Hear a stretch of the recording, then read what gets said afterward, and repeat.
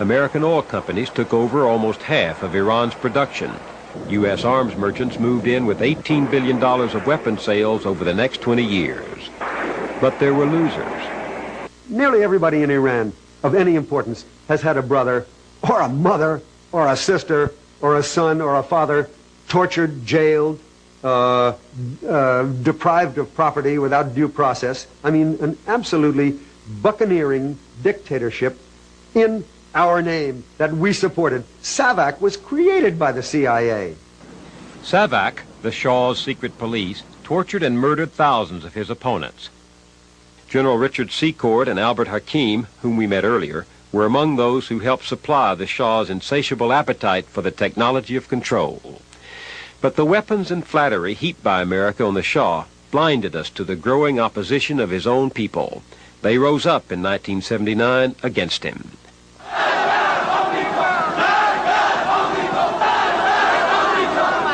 Death to the Shah, they shouted. Death to the American Satan. Khomeini is a direct consequence, and the hostage crisis is a direct consequence, and the resurgence of the Shia is a direct consequence of the CIA's overthrow of Mossadegh in 1953. It's cited often as a wonderful example of an efficient CIA accomplishing something good. In reality... Edwin Firmage is a professor of law, former White House fellow, and constitutional scholar. You create a nation who hates you enormously, who views you as a devil, an evil force. You create in that state sufficient forces of unrest that you don't have stability, and those chickens come home to roost.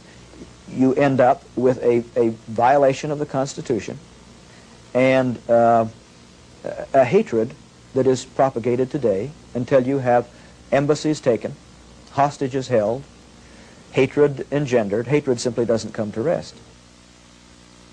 Guatemala, 1954. Flushed with success, America's secret government decided another troublesome leader must go.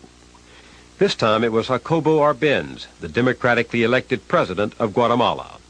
Philip Rettinger was recruited from the Marines to join the CIA team. It was explained to me that it was very important for the security of the United States that we were going to prevent a Soviet beachhead in this hemisphere, which we have heard about very recently, of course, and that the Guatemalan government was communist, and we had to do something about it. President Arbenz had admired Franklin Delano Roosevelt, and his government voted often with the American position at the United Nations. But in trying to bring a new deal to Guatemala, Arbenz committed two sins in the eyes of the Eisenhower administration. First, when he opened the system to all political parties, he recognized the communists too.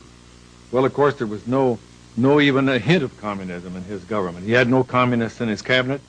He did permit the existence of the very small Communist Party. Arbenz also embarked on a massive land reform program. Less than 3% of the landowners held more than 70% of the land. So Arbenz nationalized more than 1.5 million acres, including land owned by his own family, and turned it over to peasants. Much of that land belonged to the United Fruit Company, the giant American firm that was intent on keeping Guatemala quite literally a banana republic. United Fruit appealed to its close friends in Washington, including the Dulles brothers, who said that Arbenz was openly playing the communist game. He had to go. This was sudden death for him. I mean, there was no chance of him winning this fight because of the fact that he had done this to the United Fruit Company, plus the fact that he was overthrowing the hegemony of the United States over this area. And this was dangerous. It could not be tolerated. We couldn't tolerate it. From Honduras, the same country that today is the Contra staging base, the CIA launched a small band of mercenaries against Guatemala. They were easily turned back. So with its own planes and pilots, the CIA then bombed the capital.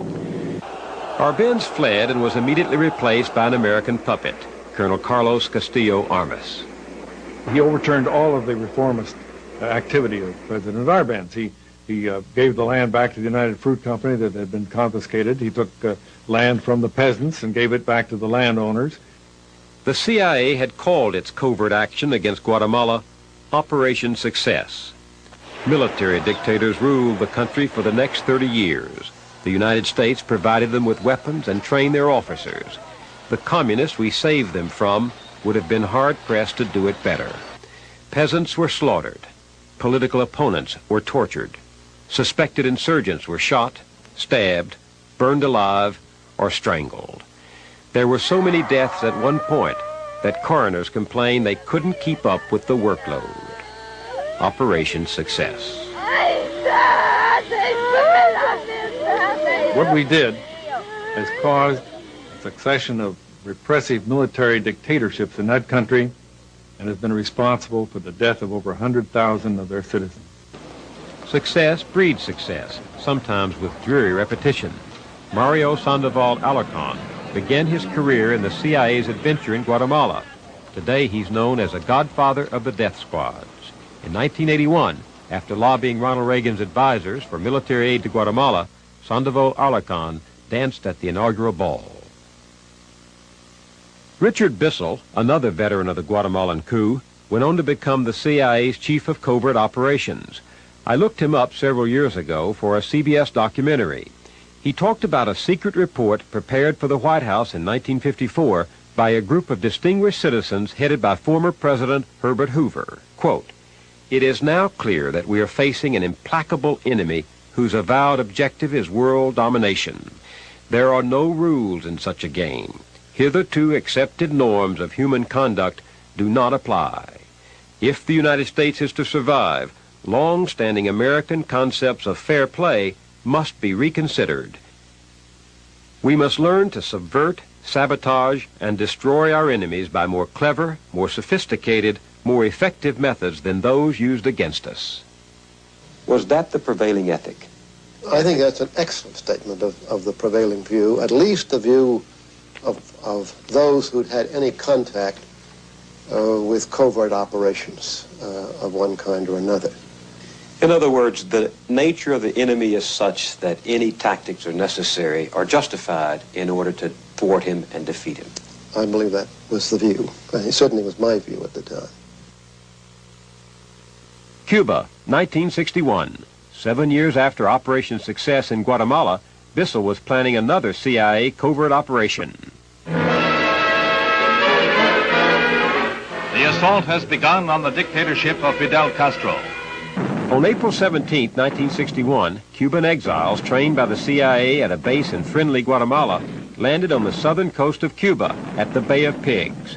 The U.S. had promised air support, but President Kennedy canceled it. The invaders, left defenseless, surrendered. 7 months after the disastrous invasion, Kennedy delivered a major foreign policy address. We cannot, as a free nation, compete with our adversaries in tactics of terror, assassination, false promises, counterfeit mobs, and crises. The president was not telling the truth. Even as he spoke, his administration was planning a new covert war on Cuba. It would include some of the dirty tricks the president said we were above. The secret government was prepared for anything. At one time, the CIA organized a small department known as Executive Action, which was a permanent assassination capability. Well, it wasn't just an assassination capability. It was a capability to discredit or get rid of people. But it could have included assassination. And it did. There were at least 8 documented attempts to kill Castro. He says there were 24. And there was even one effort to put LSD in his cigars. To help us get rid of the Cuban leader, our secret government turned to the mafia, just as we once made use of Nazis. The gangsters included the Las Vegas mafioso John Rosselli, the Don of Chicago, Sam Giancana, and the boss of Tampa, Santo Trafficante.